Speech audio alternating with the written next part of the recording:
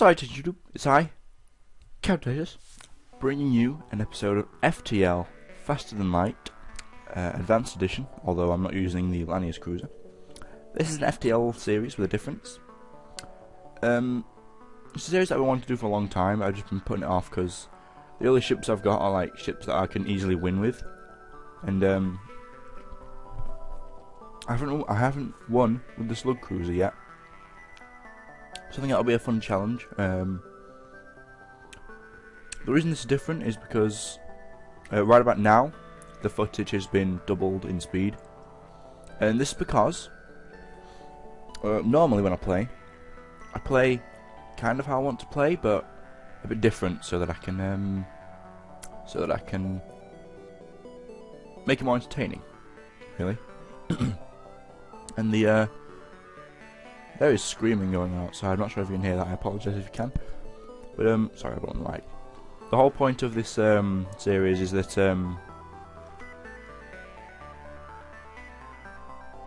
what is the point of the series? Yeah, the whole point of this series is that I want to show you how I would normally play without having to worry about making it entertaining.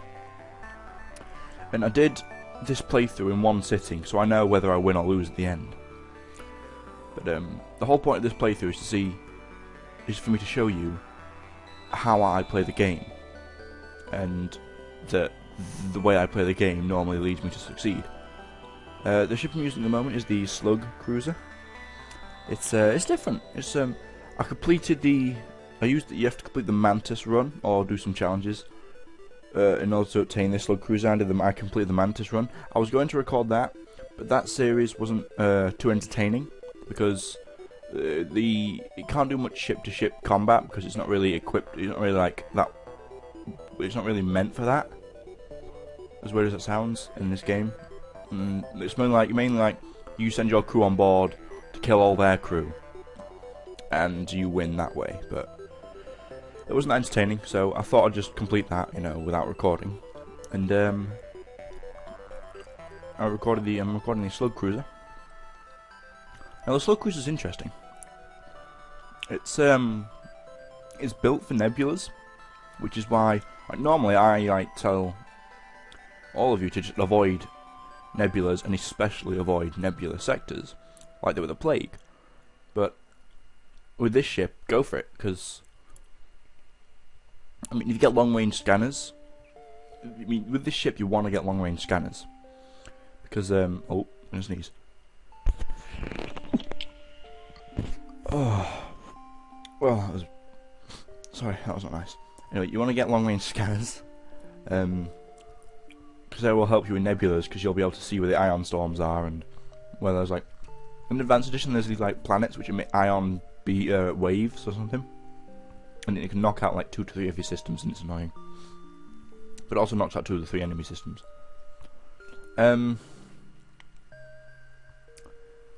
So the way I played this currently, how I'm playing through this is that I'm using the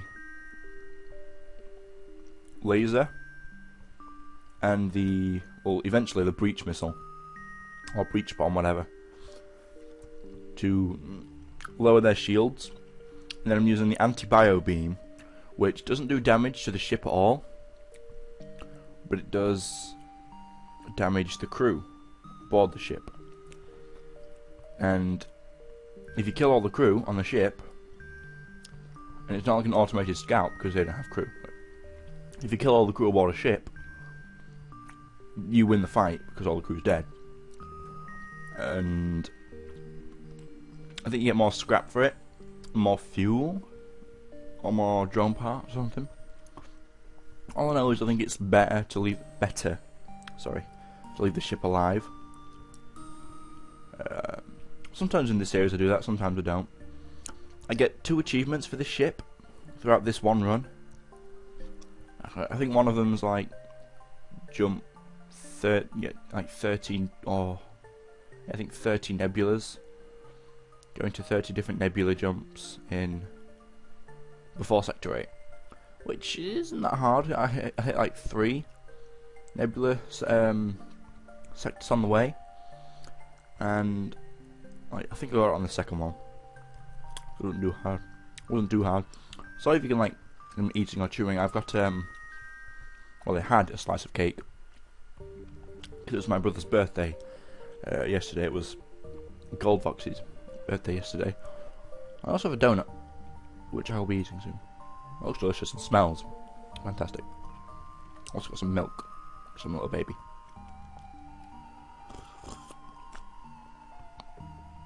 Yeah, so with this ship, it took me a while to get into it because you only start off with 2 crew, and I think I had 2 crew for like the majority of this sector, and I don't really work that well with like just basic 2 crew members, especially when like slugs and all they do is like show you the rooms around them without the sensors, because this ship doesn't start off with sensors, because you get the slug people, which allow you to see the crew on the other ship and see the surrounding rooms of those of your crew members in your ship.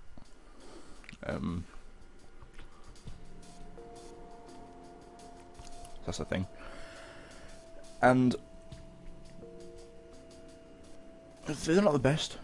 Like, my favourite race of aliens would be the, I guess, NG or the Mantis, because they're pretty much the 2 most useful ones. If you have like 1 of them each on your ship, that's normally pretty good. I like to get like 2 of each on my ship, or at least a Mantis and a Rockman. Sorry, because then I know if anyone beams on, teleports onto my ship, I can kill them quite easily. I think I've got a Mantis now, or is that a human? It's a Mantis. But Mantis move at like 1.2 normal speed. They have 1.5 melee damage, but they have halved pair speed, which means it's not the best. You don't really want them repairing anything. You just want them to like mainly be fighters, but they can be useful in pinch in terms of repairing.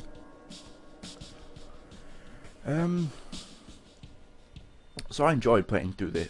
I enjoyed this playthrough. I enjoyed using this cruiser because it was very fun to like switch between the anti-bio beam, which would just clear out all the crew on the ship, and then switching between the build I have later, which I'm not going to spoil it for you, but it's a bit different. You can see there that I picked up a flak cannon Mark II. That's a flak weapons. Like, I never used one before. In like my first Mantis playthrough, I had a flak cannon Mark I, and it was powerful. It could like tear through shields. It could do some heavy damage, but it was inaccurate and it was hard to hit. It was hard to hit with, but it was good. It was strong. And this flak cannon Mark II made me fall in love with the flak weapons. It's incredible. It's like a weapon that it's just unbelievably useful. It can do... Sorry, I'm eating. It can do incredibly high amounts of damage, which is awesome. But it can also... What flak weapons do is they fire like debris at the enemy ship, and they're like not as accurate as lasers, but because of the loss of accuracy, because what they do is it's like a shotgun. You're blasting essentially a shotgun at the enemy ship, and some of the bits of debris are going to hit and some of them are going to miss. But the important thing is, all of them, the flak cannon 2 fires 7 shots of debris in one. It shoots off as one like big ball of debris, and then it splits into like a shotgun thing. But all 7 of them have a chance of... All 7 of them can take down a shield. So you can like essentially take down a whole shield and then still do 3 damage if they all hit. Which is very good. You know, a whole shield. What it does is like, if like, say I target the shields with a flak weapon, it like If the shield on the enemy ship right now, you can see it's one of the big rooms. It's like the 2x2 rooms, and most of the debris would be aimed at that room. They've hit one of the smaller rooms, like the oxygen and the engines of the weapons on the enemy ship. It would be less. Maybe like only 1 or 2 bits of debris would hit that room, because it's got like an area. It's got like a circle with you aim with rather than just the pointer. It's like it hits in that entire circle, and that circle is pretty much the same size as a 2x2 room, which is why it's better to aim at those than it is to aim at the 2x2 rooms. Well, 1x1, 1x2. So but flak weapons are incredibly powerful. Later on, I switched to the flak cannon just to see how well it does compared to the anti-bio beam, because the anti-bio beam is working out quite well for me, because I'm lowering the shields, I'm damaging the shields, and then I can just kill the crew in like 2 or 3 shots from the bio beam, and their ship's dead. You can see that I named the ship SS Starcraft. I've also got 6 crew members now. I went from like 2 to 6 in like no time at all. It's called SS Starcraft because I was Game of Thrones, and I've named the first 2 crew members I have, which are the only 2 you can name, as far as I know. Remember to rename them in the crew interface. I never checked. Anyway, I named him Eddard for Eddard Stark or Ned Stark, and Tony for Tony Stark. And I put Tony on the weapons because Tony makes weapons. He's Iron Man, for those of you who don't know. Tony Stark isn't the he's not the winter is coming kind of Stark. He's the Iron Man's coming for you kind of Stark. The billionaire, playboy, philanthropist kind of thing. What was it? Genius, billionaire, playboy, philanthropist. Genius, billionaire, playboy, philanthropist. Big word.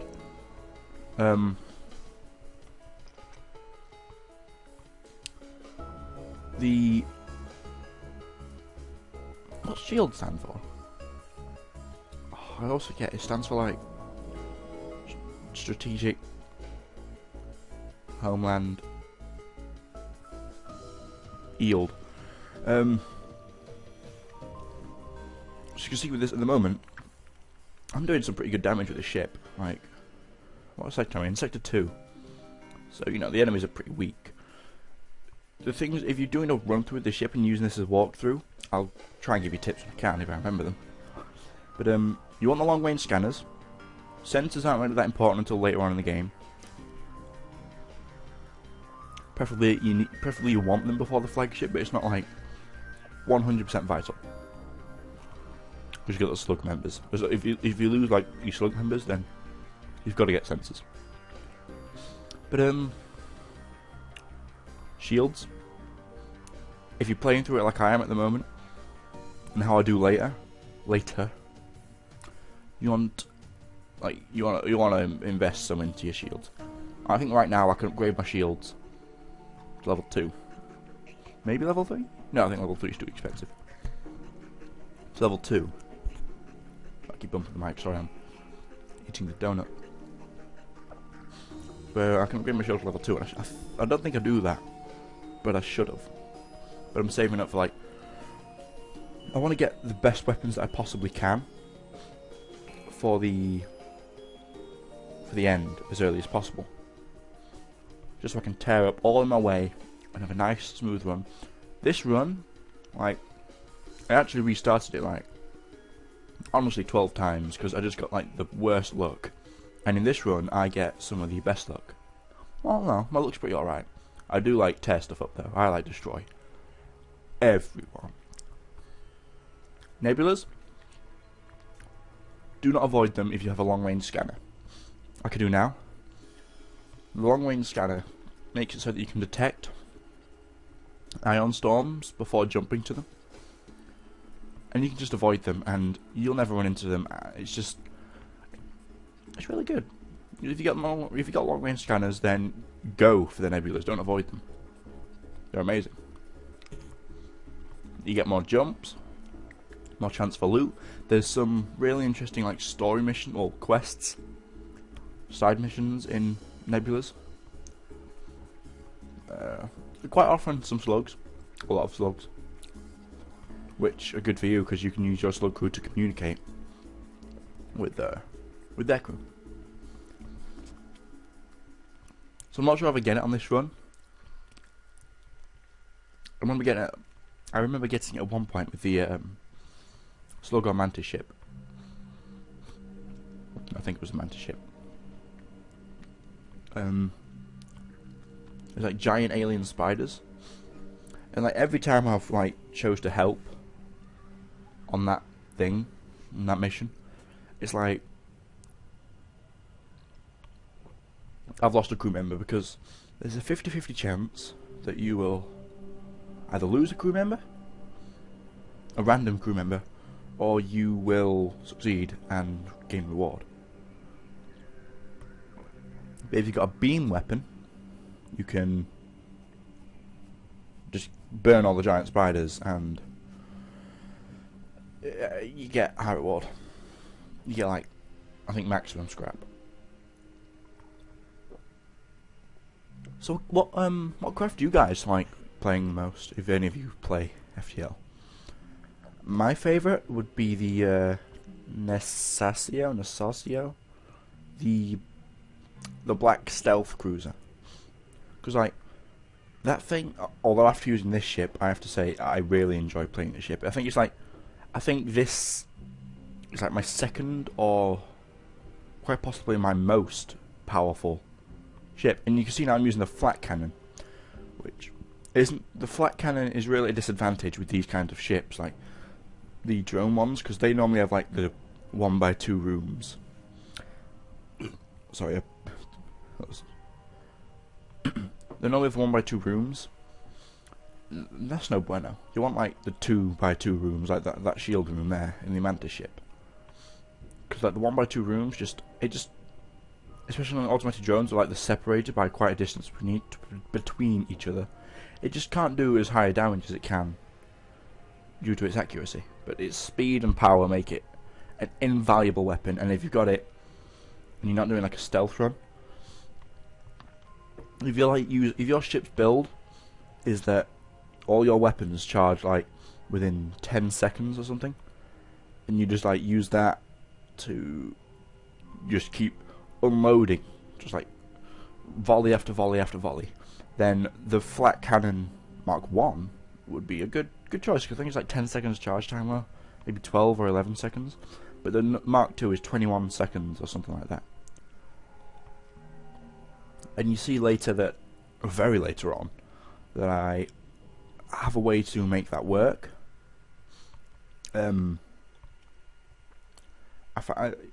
With the kind of build that I'm going for, like I want to have like powerful weapons, but like I want to have like at least 10, be able to get at least 10 shots off in one volley.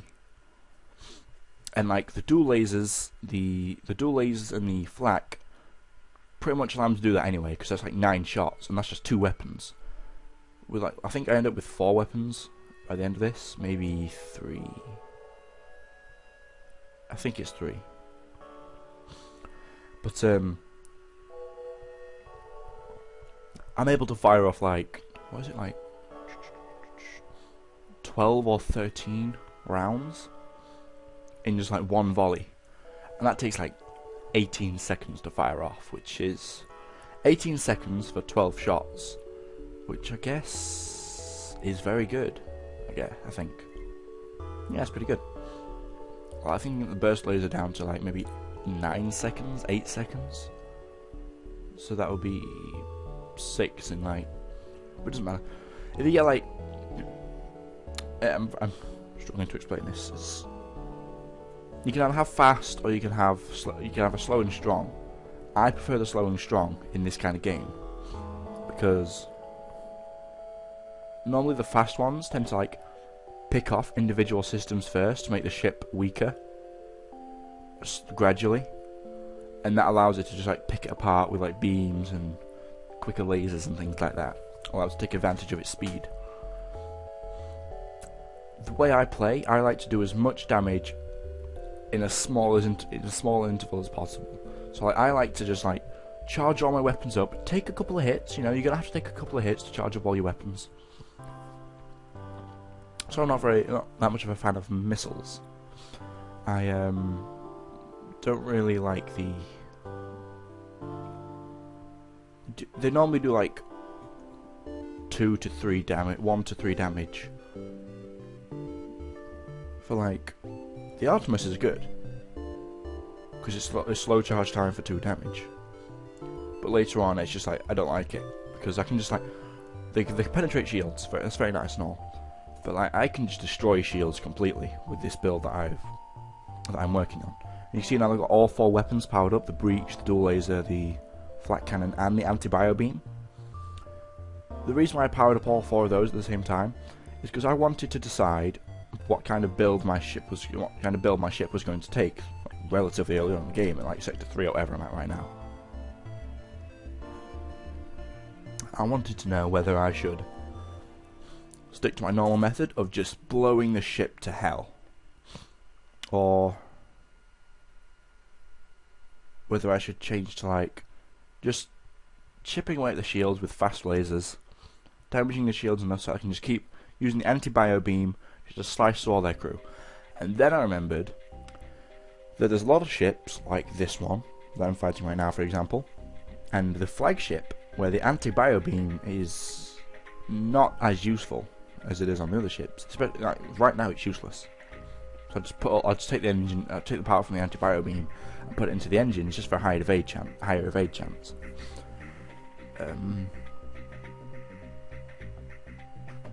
But the anti-bio beam is useful.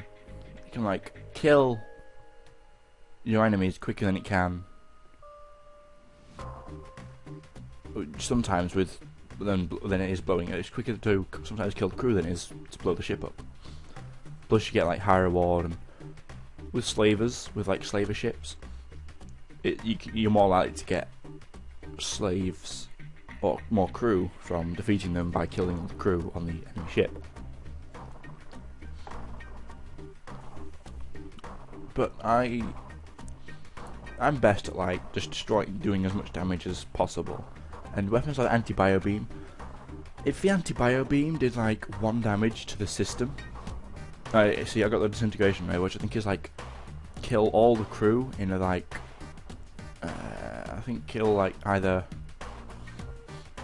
X amount of crew members or kill all the crew members on X amount of ships before sector 5 or something.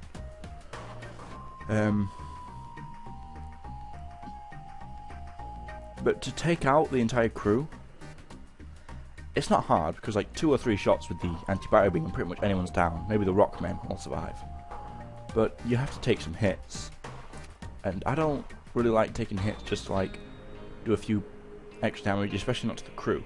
But like if the anti-bio beam did 1 damage to the system, to a system that it hit, not damage to the ship because then it would be like too overpowered, but if it did like 1 damage to the system, every system that it hit, I would just use that weapon constantly, because it would be quite overpowered, granted, but do damage to both the crew, heavy damage to the crew, and light damage to the systems. But I think it's useful. I still think it's useful, even though it doesn't really do any damage to the ship. I enjoy using it. I should have took out the cloaking on the ship a lot earlier. I've not really been commentating on much on like what I've been doing in the game, mainly because like every other FTL series that I've done, you see like the Rockman on that crew, on that ship, on the enemy ship, he's taken like 7 or 8, well, not 7 or 8, like 3 or 4 bio beams to the face, and he's still standing. But is that another slug? Yeah, I think it's another slug. Yeah, it's another slug. The reason I'm like commenting on my gameplay in this playthrough is that that's what I've done in pretty much every other FTL series, and I can just make another series where I do the slug walkthrough if you guys want me to, where like I comment on it. But I wanted to do this because I wanted to like show you guys how I normally play without having to worry about making it entertaining for you guys. Because when it's just like dead air of me just like sitting in silence waiting for all my weapons to charge, it's not the most entertaining video to watch. Come on. But with this playthrough, I'm able to do that, and I think it really helps show the potential of ships when I play with them, if I'm able to just focus on playing as I normally do without having to worry about making it entertaining. Because also, I don't really worry about it. I mean, normally like just commentary naturally just comes and makes it entertaining, but you know, I still gotta put in an effort. I still gotta, like, not that that's bad, I just gotta like change the way I play, and sometimes that's what's caused me to lose. I don't think that was the case in like my Lanius playthrough. Spoiler, that went up today. I've been recording since like, sorry, I'll fix this. The Lanius cruise, like, I lost at the very end, pretty much. The second to last fight.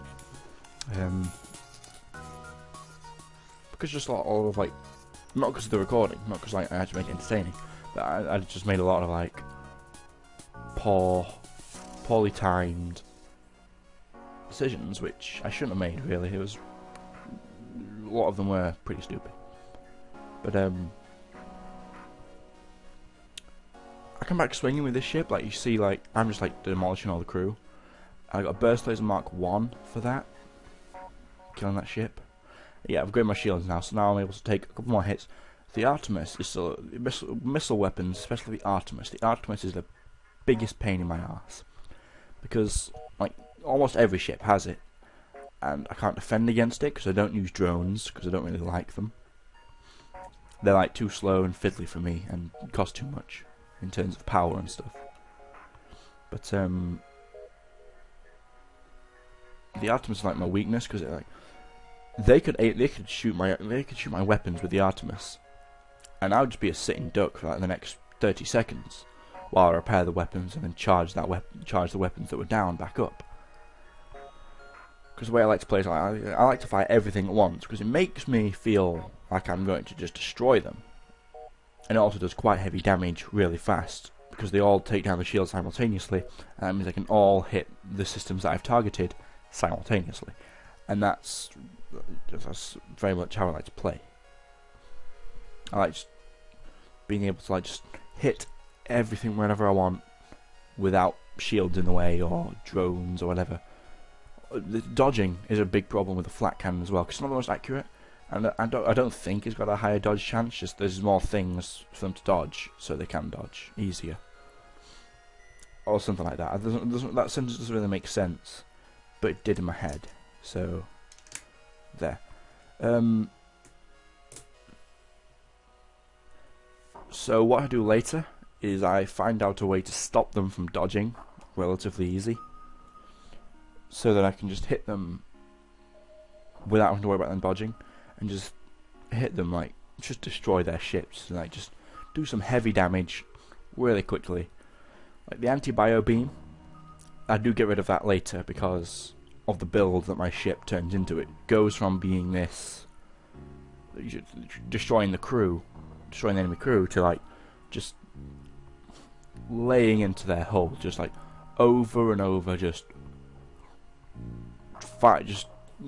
chipping into their hull. Not even chipping, just doing some heavy damage to the hull, heavy damage to the systems, just doing as much damage as possible in the shortest amount of time. Like just one barrage of like everything, and just doing heavy damage. That's personally, my opinion, the best way to play this game. It's just like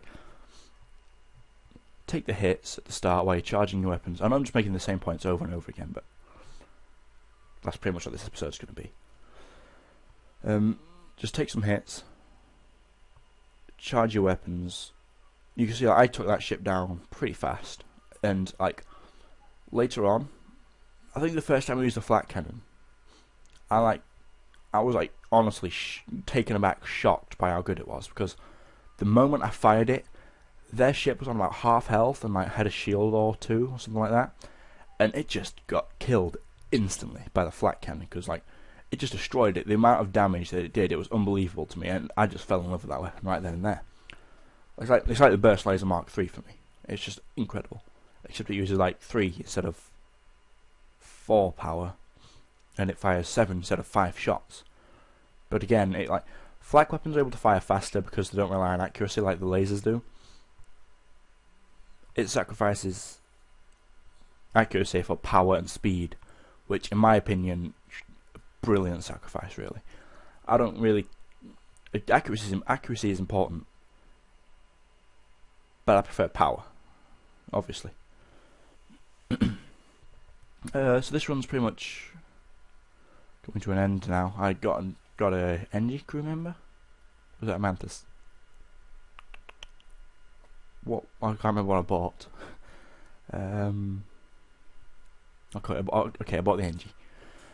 In hindsight, I should have bought the energy dude and got rid of the human.